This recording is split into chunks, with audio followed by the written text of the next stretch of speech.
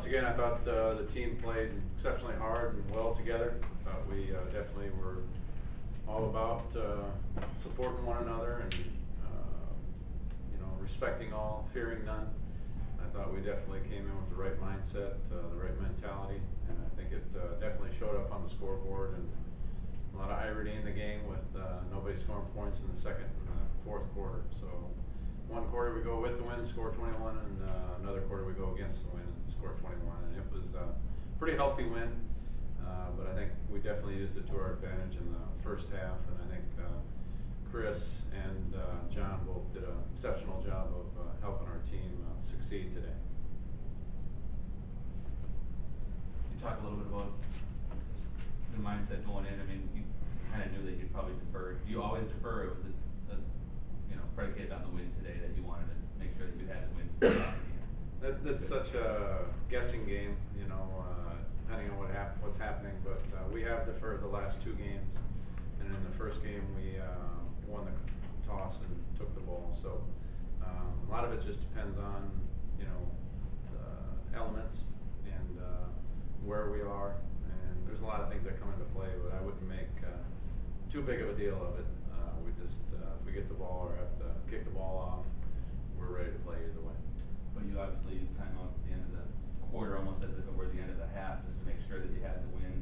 Right. So you'd be able to, knowing what Crookston was doing, trying to go against it, were you a little worried at the time that what would happen the other way around, not knowing what was going to happen in the third quarter, obviously?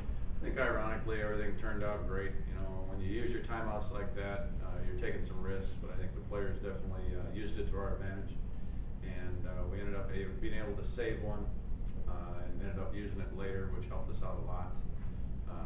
But throwing a touchdown with 1 second left and being able to kick off with the win again, I think was very helpful to our team and helping us put some points on the board in the first quarter.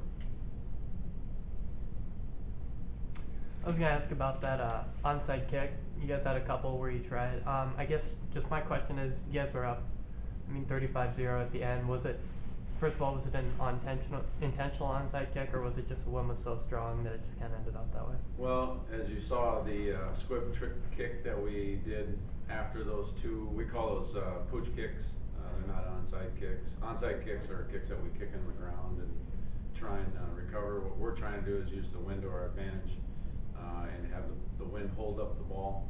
And it gives us an opportunity to go on and cover the ball better than if you kick the ball straight down the field and allow the return team to get their returns set up and allow them to get their blockers in place. So we're using it as a tool to try and utilize the wind and put the ball in the air. And if we can recover, we should add the first one too. If we can recover it, great. I think we recovered that one inside the 40. It's better than kicking the ball out of bounds and giving the other team the ball at the 40-yard line, or letting them have a great return like they did against our squib kick on the last kickoff that we had. They returned that thing to the other, our side of the field. So that gives you a little indication of what a squib kick can do versus a pop-up pooch type of kick. But it had nothing to do with gamesmanship or a sportsmanship deal. It's just a strategy we use no matter what the score is. Probably shouldn't have said that. Scratch that from the record.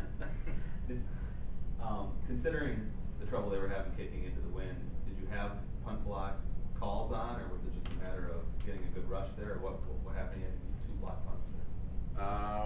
One that we did, we're fortunate enough to get in there and get a great rush and block the kick. Very clean. That one we should have scooped and scored, and the other one we got a hand on it, and we're fortunate enough to put it in a position where we can. They didn't have much net yardage on that kick, so and then we tried a fake punt ourselves, and we were unsuccessful there. So there was plenty of plays being made in a positive and negative fashion on special teams today.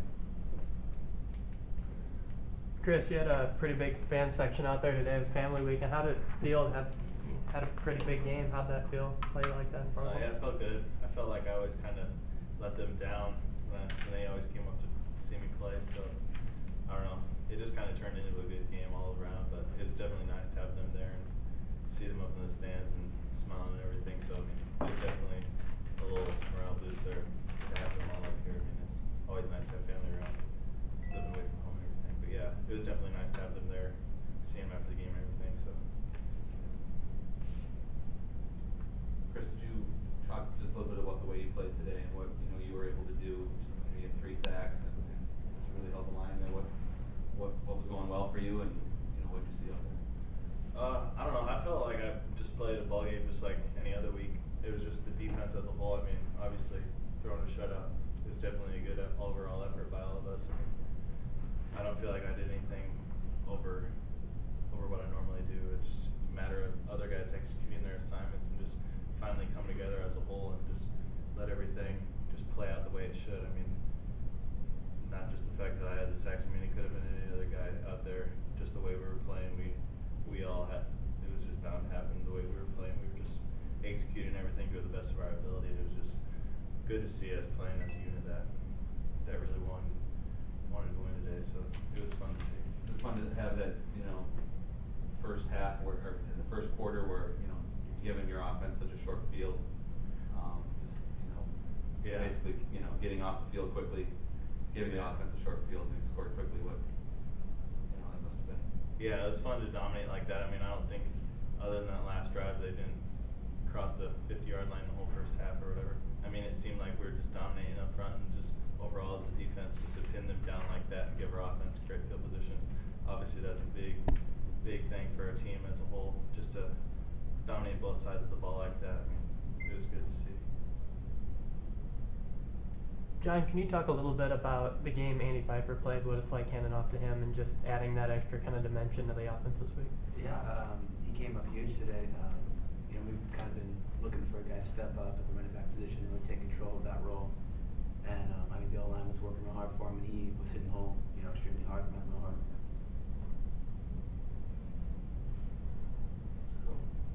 Did you feel like the win was a factor for you? I mean, you obviously had some success with it in the third quarter, but you talk a little bit about having it at your back compared to throwing into it today. You try not to, think about it and think you could throw him to anything, but it did get a hold of my ball sometimes and frustrated me. But it's no excuse. I should be, I was pretty. I wasn't that accurate today, like as accurate as I normally am. I'm not going to blame it on the win. I just got to have a better game next week.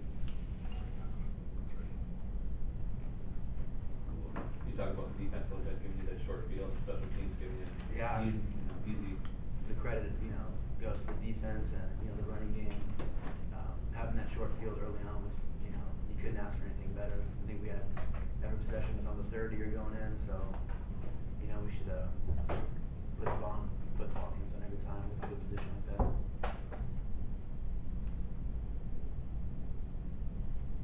Even when you had special teams too, the whole game, maybe Todd, you can talk about this too, but just having that kickoff return to start the third quarter and have that short field there instead of staring down the wing. I think the best thing that the coaches did coming out of half is we've got to set the tone. I think Coach Keene was very adamant in the halftime meeting about trying to put points on the board early in the third quarter, and the defense did such a fantastic job. Coach Clammer put them in great positions to make a lot of plays in the first half and the second half, and giving us the ability to play all of our younger players was very gratifying for everybody who works so hard. When we succeed as a team, and it's great to give everybody an opportunity that may not get all the chances that they typically would in a tight game.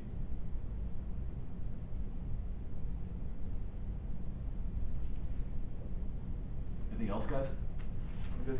Okay. Thank you. Very much. Appreciate it. Thanks, guys.